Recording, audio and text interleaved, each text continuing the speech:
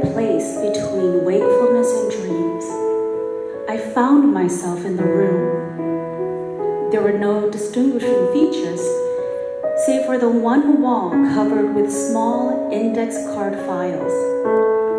They were like the ones in the libraries that list titles by author or subject in alphabetical order. But these files, which stretched from floor to ceiling and from right to left, as far as the eye could see, and in every different heading, it was so different. As I walked up to the wall of the files, the first to catch my attention was the one that read, "Girls I Have Liked." I opened it and began flipping through the cards.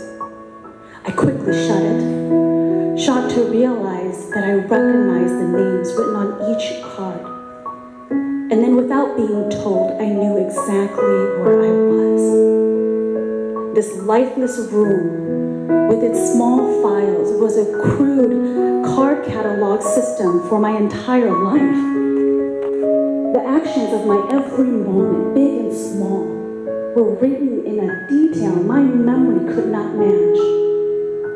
A sense of wonder and curiosity mixed with horror stirred within me as I began randomly opening files and exploring their content. Some brought joy and sweet memories, other a sense of shame and regret so intense that I would look over my shoulder to see if anyone was watching. A file named Friends was marked next to Friends I Have Betrayed. The titles range from common, everyday things to the not so common.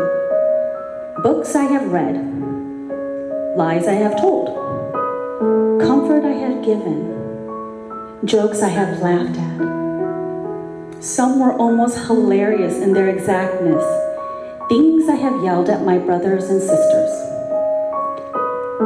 and others I couldn't laugh at. Things I have done in anger, things I have muttered under my breath at my parents. I never ceased to be surprised by the contents. Often there were many more cards than I expected, and sometimes less than I had hoped for. The sheer volume of the life I had lived overwhelmed me. Could it be possible that I had time in my 17 years to write each of these thousands or millions of cards? But each card confirmed the truth. Each card was written in my own handwriting. Each card was signed with my signature. When I pulled out the file marked songs I had listened to, I realized the file grew to contain their contents. The cards were packed tightly, and yet after 2 or 3 yards, I had not found the end of that file. I shut it, shamed, not so much by the quality of music, but more so by the vast amount of time I knew that file represented. When I came to the file marked lustful thoughts, a chill ran through my body. I pulled the file out only an inch, not willing to test its size, and drew out a card.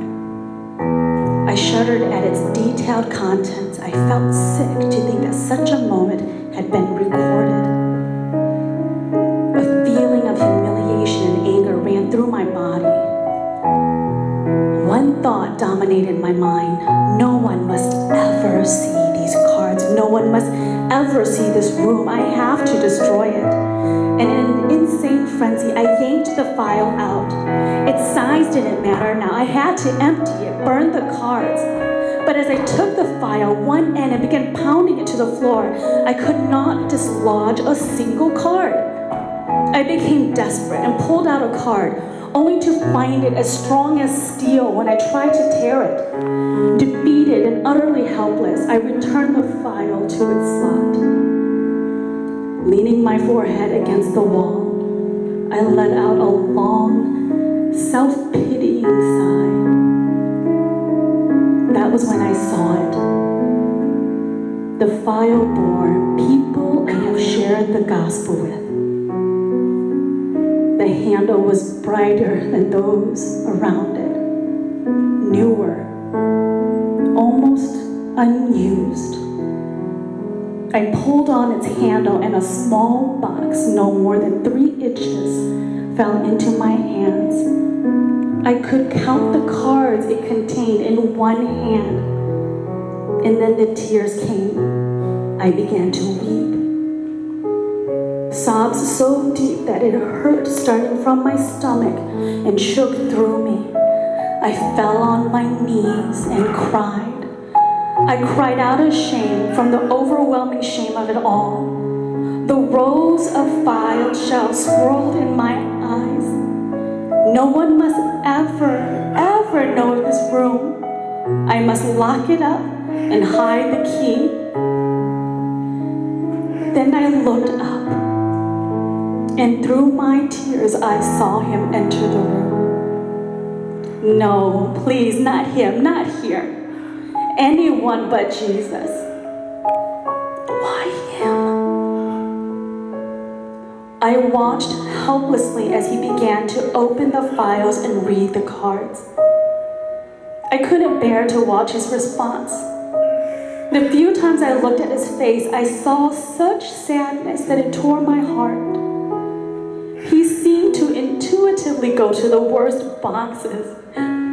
Why did he have to read every one? Finally, he turned and looked at me from across the room. He looked at me with pity in his eyes, but this was the kind of pity that didn't anger me. I dropped my head, covered my face with my hands, and began to cry again. He walked over, and he put his arms around me.